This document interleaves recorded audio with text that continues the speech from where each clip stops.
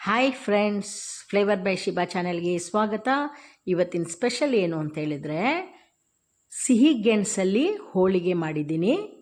ನನ್ನ ಚಾನಲ್ನ ಯಾರು ಇನ್ನೂ ಸಬ್ಸ್ಕ್ರೈಬ್ ಮಾಡ್ಕೊಂಡಿಲ್ಲ ಅವ್ರು ದಯವಿಟ್ಟು ಮಾಡ್ಕೊಳ್ಳಿ. ಹಾಗೆ ಡೈಲಿ ನನ್ನ ವೀಡಿಯೋಸ್ನ ವಾಚ್ ಮಾಡ್ತಾಯಿರಿ, ಜೊತೆಗೆ ಲೈಕ್ ಕೊಡಿ, ಶೇರ್ ಮಾಡಿ. ಹಾಗೆಯೇ ನಾನು ಏನು ಮಾಡ್ತೀನಿ ಅದನ್ನು ಮನೇಲಿ ಒಂದು ಸಲ ಟ್ರೈ ಮಾಡಿ. ಯಾವುದೇ ಕಾರಣಕ್ಕೂ ಫ್ಲಾಪ್ ಆಗೋದಿಲ್ಲ, ಟೇಸ್ಟಿಯಾಗಿರುತ್ತೆ. ಆಮೇಲೆ ಇನ್ನೊಂದು ಸಲ ಅದನ್ನು ಮಾಡಿ ತಿನ್ನಬೇಕು ಅಂತ ನಿಮಗೆ ಖುಷಿ ಅನಿಸುತ್ತೆ. ನೋಡಿ, ಇದು ಸಿಹಿ ಗೆಣಸಲ್ಲಿ ಮಾಡಿದಂಥ ಹೋಳಿಗೆ ಎಷ್ಟು ಸಾಫ್ಟಾಗಿದೆ ಗೊತ್ತಾ. ಆಮೇಲೆ ಅದರದ್ದು ಹೂರ್ಣ ತುಂಬಾ ಟೇಸ್ಟಿಯಾಗಿ ಅನಿಸುತ್ತೆ. ಅದು ಹೇಗೆ ಮಾಡೋದು ಅಂತ ನಮಗೆ ನೋಡೋಣ.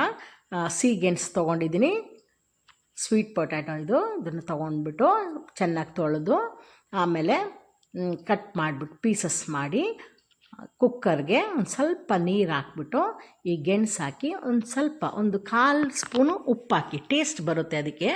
ಅದು ಹಾಕಿಬಿಟ್ಟು ಒಂದೇ ಒಂದು ವಿಷಿಲ್ಗೆ ತೆಗೀರಿ. ನೋಡಿ, ಈ ಥರ ಬೆಂದಿರುತ್ತೆ. ಆಮೇಲೆ ಇದ್ರ ಸಿಪ್ಪೆ ಎಲ್ಲ ತೆಗಿಬೇಕು. ತೆಗೆದ್ಬಿಟ್ಟು ಪುಡಿ ಮಾಡಿಬಿಟ್ಟು ಒಂದು ಬೌಲಲ್ಲಿ ರೆಡಿ ಮಾಡಿ ಇಟ್ಕೊಳ್ಳಿ. ಸಿಹಿಗೆಣಸು ಹಾಗೇ ಕೊಟ್ಟರೆ 1-2-3 ತಿಂತಾರೆ, ಸಾಕು ಅಂತ ಹೋಗ್ತಾರೆ. ಆಗ ಇದನ್ನು ಈ ಥರ ಒಂದೊಂದು ಏನಾದರೂ ಡಿಶ್ಗಳು ಮಾಡಿದರೆ ಒಂದು ಸ್ಪೆಷಲಾಗಿ ಅನಿಸುತ್ತೆ, ಹೇಗಿರ್ಬೋದು ಅಂತ ಹೇಳ್ಬಿಟ್ಟು ತಿಂತಾರೆ. ಅದಕ್ಕೆ ಒಂದೊಂದು ಸಲ ಒಂದೊಂದು ಟೇಸ್ಟನ್ನ ಟ್ರೈ ಮಾಡಿ. ಇದೆಲ್ಲ ನಾನು ಮಾಡೋವಂಥ ಫುಡ್ಡು, ಅದಕ್ಕೆ ನಿಮಗೂ ಮಾಡಿ ತೋರಿಸ್ತಾ ಇದ್ದೀನಿ. ಈಗ ಸಿಹಿಗೆಣಸನ್ನೆಲ್ಲ ಪೌಡ್ರ್ ಮಾಡಿ ಇಟ್ಕೊಂಬಿಡಿ, ಆಯಿತಾ. ಆಮೇಲೆ ಒಂದು ಬೌಲ್, ನೀವು ಯಾವ ಬೌಲ್ ತೊಗೊಳ್ತೀರ ಆ ಬೌಲಲ್ಲಿ 1 ಬೌಲು ಮೈದಾ ಹಿಟ್ಟು, ಆಯಿತಾ. ಅದರಲ್ಲಿ 1/4 ಭಾಗ ಸಣ್ಣ ರವೆ ತೊಗೊಳ್ತಾ ಇದ್ದೀನಿ. 1 ಮೈದಾ ಹಿಟ್ಟು, 1/4 ಭಾಗ ಸಣ್ಣ ರವೆ, ಚಿರೋಟಿ ರವೆ ಬರುತ್ತಲ್ಲ ಅದನ್ನು ತೊಗೊಳ್ತಾ ಇದ್ದೀನಿ. ಅದೆರಡನ್ನು ಮಿಕ್ಸ್ ಮಾಡ್ಕೊಳ್ಳಿ. ಅದಕ್ಕೆ ಮೈದಾ ಹಿಟ್ಟು ಜೊತೆಗೆ ಇದನ್ನು ಕೂಡ ಹಾಕ್ಕೊಳ್ಳಿ. ಸಣ್ಣ ರವೆನ ಹಾಕ್ಕೊಂಬಿಟ್ಟು ಒಂದು ಚಿಟಿಕೆ ಅರಿಶಿನ ಪುಡಿ ಹಾಕ್ಕೊಳ್ಳಿ, ಒಂದು ಯೆಲ್ಲೋ ಕಲರ್ ಬರೋಕ್ಕೆ. ಹಾಗೆ ಒಂದು ಚೂರು ಉಪ್ಪು ಹಾಕ್ಕೊಳ್ಳಿ ಟೇಸ್ಟ್ ಬರಲಿಕ್ಕೆ, ಆಯಿತಾ. ಫಸ್ಟ್ ಚೆನ್ನಾಗಿ ಮಿಕ್ಸ್ ಮಾಡ್ಕೊಂಬಿಡಿ. ಆಮೇಲೆ ನೀರು ಹಾಕಿ ಅದನ್ನ ಮಿಕ್ಸ್ ಮಾಡ್ಕೊಳ್ಬೇಕು. ಚಂದ ಸ್ಪೂನಲ್ಲಿ ಮಿಕ್ಸ್ ಮಾಡ್ಕೊಂಬಿಡಿ. ಫಸ್ಟು ರವೆ, ಮೈದಾ ಹಿಟ್ಟು, ಅರಿಶಿನ ಪುಡಿ, ಉಪ್ಪು ಎಲ್ಲ ಬೆರೀಲಿ.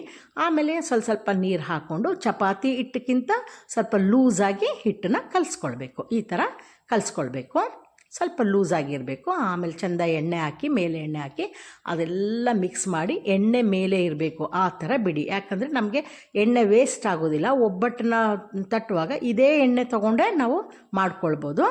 ಹಾಗೆ ನೋಡಿ, ಈ ಥರ ಸಾಫ್ಟಾಗಿರುತ್ತೆ. ಇದನ್ನು ಒಂದು 1/2 hour ಅಥವಾ 1 hour ಬಿಡಿ, ಮುಚ್ಚಿಟ್ಬಿಟ್ಟು ಅದನ್ನು ಬಿಟ್ಕೊಡಿ. ಮೇಲೆಲ್ಲ ಎಣ್ಣೆ ಇರುತ್ತೆ. ಆಮೇಲೆ ಅದೇ ಎಣ್ಣೆಯಲ್ಲಿ ನಮಗೆ ಒಬ್ಬಟ್ಟು ಮಾಡಲಿಕ್ಕೆ ಆಗ್ತದೆ. ನೋಡಿ, ಹೀಗೆ ಎಣ್ಣೆ ಇರಲಿ. ಇದನ್ನು ಮುಚ್ಚಿಡಿ. ಈಗ ಹೂರ್ಣ ಮಾಡ್ಕೊಳ್ಳೋಣ. ಇದು ಕರಗಿಸಿದಂಥ ಬೆಲ್ಲನ ಫಿಲ್ಟ್ರ್ ಮಾಡಿ ತೊಗೊಂಡಿದ್ದೀನಿ. ಜಾಗರಿ ಅದು ಬೆಲ್ಲ, ಮತ್ತು ತೆಂಗಿನ ತುರಿ 1 ಬೌಲ್. ಆಮೇಲೆ ಈ ಗೆಣಸು, ನಾವು ಬೇಯಿಸಿದಂಥ ಗೆಣಸನ್ನ ಪುಡಿ ಮಾಡಿ ಇಟ್ಕೊಂಡಿದ್ದೀನಿ. ಹಾಗೆ ನೋಡಿ, ಇದು 3 ಐಟಮ್ ರೆಡಿ ಮಾಡ್ಕೊಳ್ಳಿ. ಬಾಣಲಿ ತೊಗೊಳ್ಳಿ. ಫಸ್ಟು ಫಿಲ್ಟ್ರ್ ಮಾಡಿದಂಥ ಬೆಲ್ಲ ಇದನ್ನು ಹಾಕ್ತೀನಿ. ಸ್ವಲ್ಪ ನೀರು ಹಾಕಿ ಬೆಲ್ಲ ಕರಗಿಸ್ಕೊಳ್ಬೇಕು. ಆಮೇಲೆ ಅದನ್ನ ಫಿಲ್ಟ್ರ್ ಮಾಡಿ ಹಾಕ್ಕೊಳ್ಳೋದು, ಆಯಿತಾ. ಇದಕ್ಕೆ ಸಿಮ್ಮಲ್ಲೇ ಇಟ್ಕೊಳ್ಳಿ, ಫ್ಲೇಮ್ನ ಸಿಮ್ಮಲ್ಲಿ ಇಟ್ಕೊಳ್ಳಿ. ನಾವು ಬೇಯಿಸಿದಂಥ ಗೆಣಸನ್ನು ಹಾಕ್ಕೊಳ್ಬೇಕು. ಆಮೇಲೆ ತುರಿದಿದಂಥ ತೆಂಗಿನಕಾಯಿನ ಕೂಡ ಇದ್ರ ಜೊತೆಗೆ ಹಾಕ್ಕೊಳ್ಬೇಕು. ಚೆನ್ನಾಗಿ ಮಿಕ್ಸ್ ಮಾಡಿ, ಬೆಲ್ಲದರಲ್ಲಿ ಮಿಕ್ಸ್ ಮಾಡಿ. ತುಂಬ ಚೆನ್ನಾಗಿರುತ್ತೆ ಹೂರ್ಣ. ಎಷ್ಟು ಚೆನ್ನಾಗಿರುತ್ತೆ ಅಂದರೆ ಸಾಫ್ಟಾಗಿ ಟೇಸ್ಟಿಯಾಗಿರುತ್ತೆ ಒಂಥರ. ನೋಡಿ, ಬೆಲ್ಲದಲ್ಲಿ ಮಿಕ್ಸ್ ಆಯ್ತಲ್ಲ. ಈ ಟೈಮಲ್ಲಿ ಏಲಕ್ಕಿ ಪುಡಿ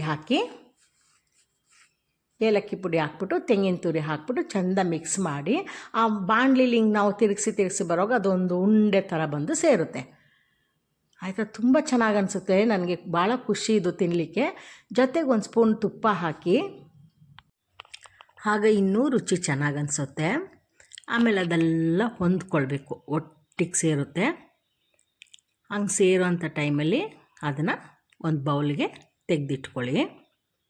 ನೋಡಿ, ಎಲ್ಲ ಒಟ್ಟಿಗೆ ಆಯಿತು ನೋಡಿ. ಸ್ಪೂನ್ ನಾವು ಯಾವ ಕಡೆಗೆ ತಳ್ತೀವಿ ಆ ಕಡೆಗೆ ಹೋಗುತ್ತೆ ನೋಡಿ. ಆ ಟೈಮಲ್ಲಿ ಅದನ್ನು ಒಂದು ಬೌಲ್ಗೆ ತೆಗೆದಿಟ್ಕೊಂಬಿಡಿ.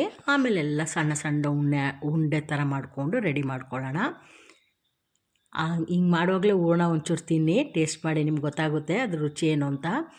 ಆಮೇಲೆ ಈ ಥರ ಸಣ್ಣ ಸಣ್ಣ ಉಂಡೆ ಆಗಿ ಕಟ್ಟಿಟ್ಕೊಳ್ಬೇಕು. ಈಗ ನಾವು ಇದು ಮೈದಾ ಹಿಟ್ಟು ಮತ್ತು ಸಣ್ಣ ರವೆನ ಮಿಕ್ಸ್ ಮಾಡಿ ಇಟ್ಟಿದ್ವಲ್ಲ ಅದನ್ನು ಈಗ ತಟ್ಕೊಳ್ಳೋಣ. ಇದು ಬಟರ್ ಶೀಟ್ ಪೇಪರ್ ಇಟ್ಕೊಂಡಿದ್ದೀನಿ ನೋಡಿ. ನಾವು ಮಿಕ್ಸ್ ಮಾಡಿಟ್ಟಂಥ ಮೈದಾ ಹಿಟ್ಟು ಮತ್ತು ಸಣ್ಣ ರವೆ ನೋಡಿ ಹೆಂಗಾಗಿದೆ ನೋಡಿ. ನಾವು ಹೆಂಗೆ ಎಳಿತೀವಿ ಹಂಗೆ ಬರುತ್ತೆ, ಅದು ನೂಲಂಗೆ ಬರುತ್ತೆ. ಈಗ ಅದೊಂದು ಸ್ವಲ್ಪ ತೊಗೊಂಡು ಅದೇ ಎಣ್ಣೆನೇ ಯೂಸ್ ಮಾಡಿಕೊಂಡ್ರೆ ಸಾಕು. ಸ್ವಲ್ಪ ಅದನ್ನು ಆ ಹಿಟ್ಟನ್ನು ತೊಗೊಂಡ್ಬಿಟ್ಟು ಅದನ್ನ ಒಂಚೂರು ಕೈಯಲ್ಲಿ ಹಿಂಗೆ ಮಾಡ್ಕೊಳ್ಳಿ. ಆಮೇಲೆ ಆ ಉಂಡೆನ ಒಳಗಡೆ ಇಟ್ಬಿಟ್ಟು ಅದನ್ನು ಕವರ್ ಮಾಡ್ಕೊಳ್ಳಿ. ಕವರ್ ಮಾಡಿಬಿಟ್ಟು ನೀವು ಹೋಳಿಗೆ ಹೇಗೆ ಮಾಡ್ತೀರಾ ಸೇಮ್ ಹಾಗೇ ಅದನ್ನು ಕವರ್ ಮಾಡ್ಕೊಳ್ಳೋದು ಮತ್ತು ತಟ್ಕೊಳ್ಬೇಕು. ತಟ್ಬಿಟ್ಟು ಫುಲ್ ಆ ಥರ ನೀಟಾಗಿ ಕವರ್ ಮಾಡ್ಕೊಳ್ಳಿ, ಆಯಿತಾ.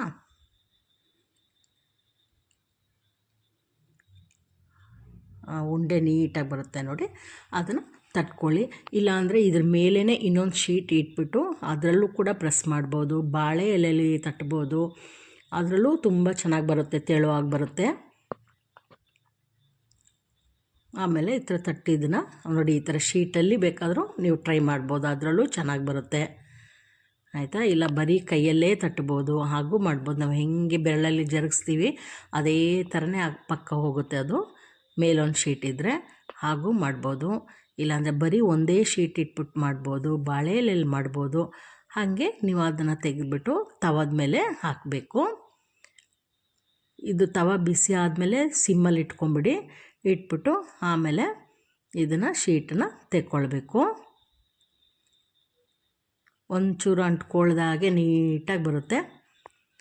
ಅದಾದಮೇಲೆ ಸಿಮ್ಮಲ್ಲಿ ಇಟ್ಕೊಂಡು ಆ ಕಡೆಗೆ ಈ ಕಡೆಗೆ ಎರಡು ಕಡೆಗೂ ಫ್ರೈ ಮಾಡ್ಕೊಳ್ಳಿ.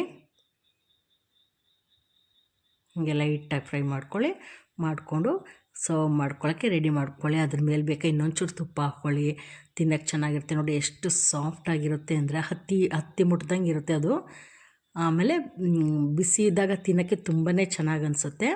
ನೀವು ಒಂದು ಸಲ ಟ್ರೈ ಮಾಡಿಬಿಟ್ಟು ಈ ಸಿಹಿಗೆಣಸಿನ ಹೋಳಿಗೆ ಹೇಗಿತ್ತು ಅಂತೇಳಿ ನನಗೆ ಹೇಳಿ, ಮತ್ತು ನೀವು ಅದು ತಿನ್ನುವಾಗ ಎಂಜಾಯ್ ಮಾಡ್ಕೊತೀನಿ. ನಮಗೆ ನೆಕ್ಸ್ಟ್ ವೀಡಿಯೋದಲ್ಲಿ ಮೀಟ್ ಮಾಡೋಣ. ಅಲ್ಲಿವರೆಗೂ take care, bye bye, thank you.